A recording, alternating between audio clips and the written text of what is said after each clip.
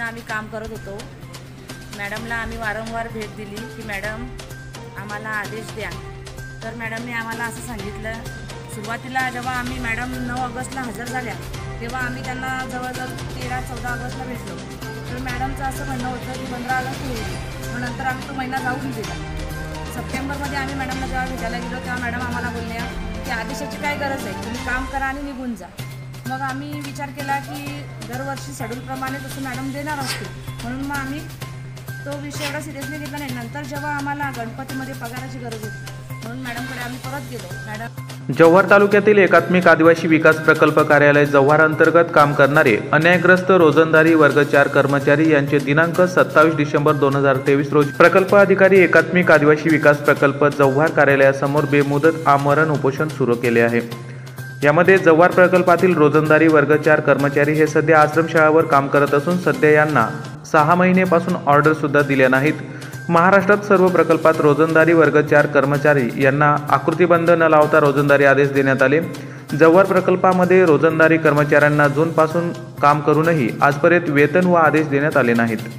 आकृतीबंध लावल्यामुळे 5 कर्मचारी एका आश्रमशाळेत कामावर असून काही आश्रमशाळेत स्वतः विद्यार्थ्यांना जेवण वाढणे किंवा साफसफाई करण्याची कामे करावी लागतात। त्यामुळे आदिवासी विद्यार्थ्यांनी शिक्षण पूर्ण करायचे की कामे करायची असा प्रश्न पालकांना पडला आहे।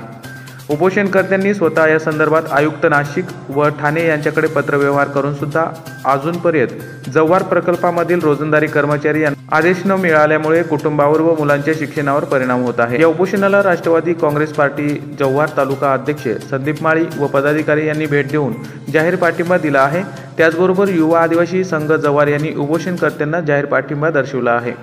उलगुलान टुडे न्यूजसाठी मनोज कांबळी, पालघर। आम्ही सर्व जव्हार प्रकल्पातील रोजंदारी वर्ग 4 कर्मचारी आहेत। आम्हाला जूनपासून डिसेंबरपर्यंत आदेश दिलेले नाही आहेत आणि पगार पण दिलेला नाही। सर्व महाराष्ट्रात वर्ग 4 यांना आकृतीबंध न लावता आदेश दिलेले आहेत। जव्हारवरती अन्याय का अशी आमची मागणी आहे। आम्ही इथे वारंवार मॅडमकडे गेलो असता तर मॅडमने आम्हाला डायरेक्ट बाहेर बोर्ड लावला की वर्ग 4च्या लोकांनी मला भेटू नये, मला दुसरं कामं आहेत की नाही त्या भाषेत आम्हाला बोललं जातं। तर आम्ही करावं का? आम्ही शेवटचा उपाय शेवटी आमरण उपोषणाला बसलेलो आहेत। आम्ही जोपर्यंत आमच्या मागण्या मान्य होत नाही तोपर्यंत आम्ही इथून उठणार नाही। ताज्या व खात्रीलायक बातम्या बघण्यासाठी आमच्या YouTube चॅनलला सबस्क्राईब करा।